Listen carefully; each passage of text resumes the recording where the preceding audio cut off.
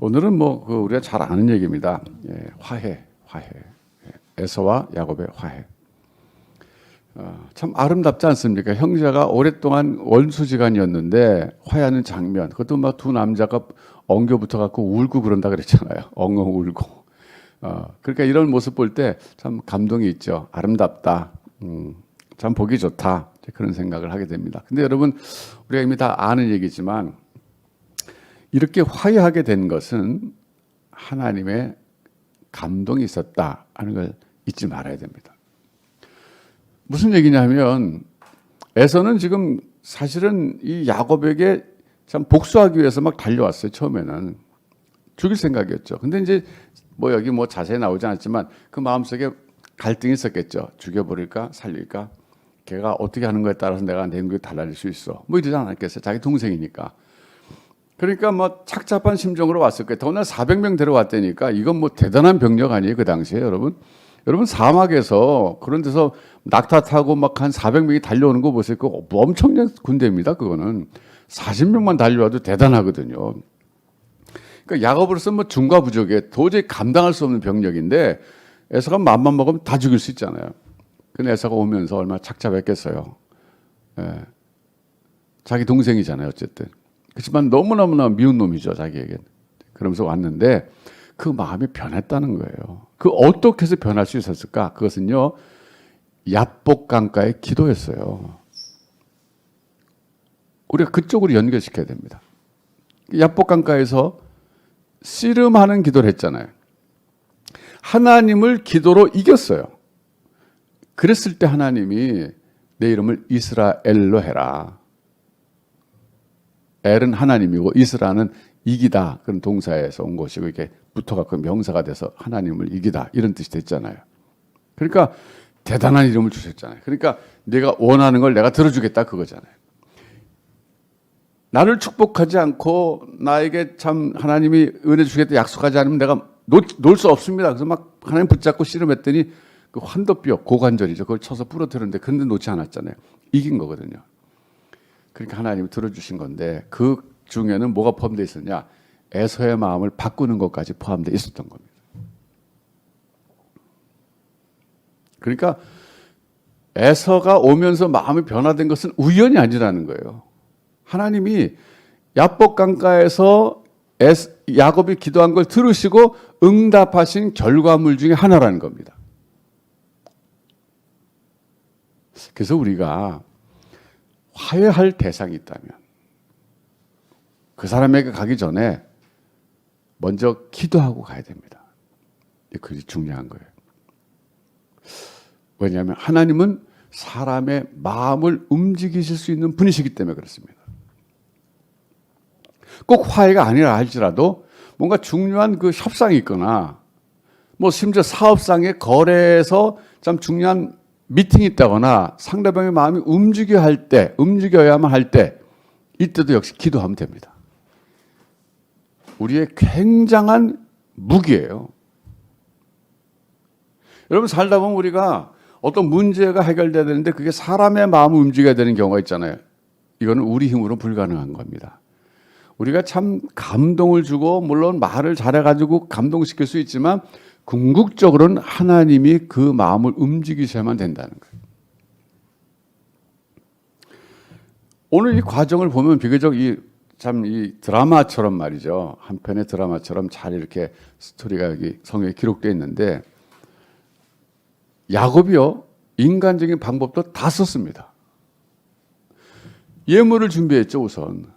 그럼 자문에 나오잖아요. 예물은 상대방의 마음을 누구로 드린다. 예물을 앞서 보내고 그 다음에는 또 에서를 만났을 때 7번이나 땅에 엎드려서 절을 하면서 갔다 그래요. 이게 얼마나 낮아진 자세입니까? 뭐 봐달라는 거잖아요. 은혜를 입게 해달라는 거잖아요. 여러분 7번이나 이렇게 참 몸을 굽히면서 갔다는 것은 이거 대단한 낮아짐입니다. 여러분 보통 중국에서 황제에게만 절을 3번 합니다. 절을 3번 하는 대상은 황제예요. 황제하는 사람에게는 3번 하면 그건 오히려 위험한 일입니다. 그건 법을 어기는 것 같은, 규례를 어기는 것 같은 그런 행동이에요. 그러니까 죽은 사람에게 삼배하잖아요. 그건 죽은 사람을 황제처럼 존경한다 그런 뜻입니다. 그런데 7번이나 몸을 굽혔다는 것은 이건 뭐 중국이 아니지만 굉장히 낮아졌다는 표시예요. 최대한의 예의를 표한 거예요. 그 다음에는 뭐라고 말합니까? 말도 참 잘해요. 내가 형님의 얼굴을 보니까 하나님을 본 것 같습니다. 아무도 잘했어요. 그러니까 지금 이 화해되는 과정에서 보면 야곱은 인간적으로 할 건 다 했어요. 예물을 보냈죠.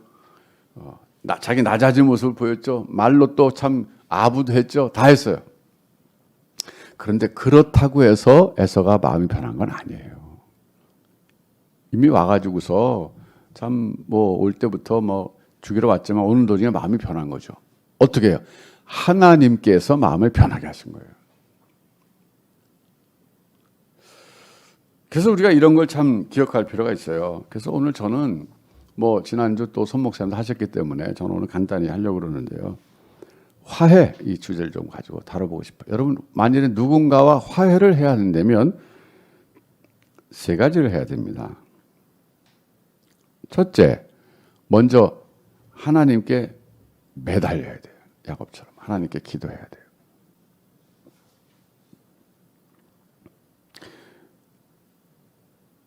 기도하다 보면 이게 한두 번 기도해야 되는 게 아니라 오래 기도해야 됩니다. 많이 기도해야 돼요. 그럼 내 마음속에 확신이 들 때가 있어요. 하나님이 이제 역사하시겠다. 그때까지 기도해야 돼요. 느헤미야 같은 경우도 참 자기가 왕에게 참 말하자면 이제 자기 조국으로 돌아가서 재건하겠다고 말할 때 기도하고 얘기하잖아요. 성경에 보면 그런 인물들이 있어요. 잠시라도 기도한 거예요, 그거는. 그러나 그 전에 또 얼마나 많이 기도했겠어요. 왕 앞에 가서 말을 하기 직전에 다시 한번 하나님 왕을 감동시켜 주세요. 짧게라도 기도하고 얘기했을 때 감동받잖아요. 사람의 마음을 움직여야 할 때 그때는 기도해야 됩니다. 그래서 먼저 하나님께 기도해야 돼요. 두 번째는 야곱의 경우에서 보지만 적당한 예물을 준비해야 된다. 그 뭐 예물이라는 것은 뭐냐면 이 경우에는 이제 우리가 적용할 때 내가 화해할 사람과 어떤 금전 관계가 있다든지 물질적인 그런 문제가 있다면 그거를 어떻게 하든지 해결하면서 해야 된다는 거예요. 한꺼번에 다 못할 수 있어요. 나눠서라도 뭐 하겠다라든지 뭔가 그런 구체적인 예물과 같은 것이 병행돼야 됩니다. 물론 말 한마디로 천냥빚을 갚는다. 그런 것도 있죠. 뭐 그럴 수도 있어요. 그리고 화해할 때 꼭 물질이 개입 안 된 경우도 있어요. 그러나 일단 뭔가 물질이 개입된 그런 케이스라면 그것에 대해서 구체적인 뭔가 제시가 있어야 됩니다. 그래서 우리가 살다 보면 뭐 돈을 빌려주고 받고 뭐 이런 관계가 있다. 그것 때부터 깨져갖고 화해가 안 되고 서로 원수지가 안 된 것도 있잖아요. 그때 가서 말로만 화해하자. 그게 안 되죠. 그럴 경우는. 그러니까 꼭 물질 아니더라도 뭔가 어떤 구체적인 그런 문제가 있었으면 그걸 가지고 가서 참 해결하는 해결책을 제시해야 된다. 그런 얘기입니다. 세 번째는 몸을 낮춰야 된다. 오늘 야곱이 얼마나 몸을 낮췄어요. 7번이나 엎드리면서 굽히면서 가서 그렇게 화해하잖아요. 도도한 자세로 나가서 얘기하면 화해가 안 되잖아요. 사실 여러분 이 세 가지 제가 오늘 구체적으로 말씀드렸어요. 방법을 성경에 나온 걸 원리로 해서 방법을 말씀드렸는데 사실 화해해야 될 대상은요 가까운 사람들입니다. 나랑 가까운 사람들이에요. 가까웠기 때문에 원수진 거예요. 멀리 있는 사람은 나랑 원수질 일이 없어요. 그러니까 무슨 말이냐면 화해해야 될 사람은 나와 정말 가까운 사람이라서 화해하지 않으면 서로가 참 피곤하고 힘들고 아픈 인생을 살아간다 그런 얘기예요. 그러니까 화해해야죠. 좀 어려워요. 근데 화해가 쉽지가 않아요. 왜 쉽지 않냐면 양쪽 다 화해할 마음이 있어야 되거든요. 어느 한쪽만 있어야 되는 거 아니거든요. 그래서 이제 상대방 마음은 모르지만 내가 만일에 마음이 괴롭고 그것 때문에 참 늘 상처가 되고 어렵다면 나부터 먼저 기도해야죠. 하나님께. 먼저 기도해야 돼요. 상대방은 전혀 마음이 없더라도 나부터 기도하고, 그리고 내가 기도한 다음에 뭐 만난 살 자신이 없다면 뭐 글을 쓴다든지, 그래서 편지를 쓴다든지 해서 내 마음을 담아서 보내는 거죠. 상대방이 그걸 받든지 안 받든지 그건 일단 2차적인 문제예요. 나는 내 마음속에 그게 걸려서 기도하고 화해하고 싶어서 내가 글을 쓴 거니까 나로서는 할 수 있는 거 한 거예요. 그 상대방이 받아주면 너무 고맙죠. 근데 받아주지 않더라도 나로서는 하나님 앞에서 마음이 조금 편해진 거죠. 그게 중요하죠. 그래요. 여러분 인생을 살다 보면 뭐 본의 아니게 또 뜻하지 않았지만 의가 깨지고 관계가 깨지고 이런 경우 있잖아요. 참 마음 아프죠. 또 우리가 오늘 야곱의 에서의 아름다운 화해처럼 우리가 가능하면 화해하는 게 좋습니다. 그래서 성경이 그랬잖아요. 가능한 한 모든 사람과 더불어 화평한 삶을 살아라. 가능하면, 그 조건이 붙었어요. 가능하면, 가능하지 않을 수 있다는 거예요. 그건 하나님 이해하시는 거죠. 하지만 가능하면 모든 사람과 더불어 화평하게 지내라. 자, 여러분 오늘 제가 그 점을 잘 아는 얘기고 그래서 오늘 간단히 했습니다. 그래서 여러분 마음속에 혹시 생각되는 게 있으면 내가 화해해야 될 사람이 있다든지 뭔가 화해하고 싶은 마음이 있다든지 그러면 오늘부터 기도하십시오. 그러면서 하나님께 은혜를 구해서 화해하는 쪽으로 가보세요. 네. 여러분의 마음의 평안을 위해서 화해가 필요한 거예요. 네. 뭐 10년 묵은 채증이 내려간 것 같다. 그런 말 하잖아요. 정신적인 채증이죠. 그러니까 그런 게 다 내려가야 건강해지죠. 기도하겠습니다.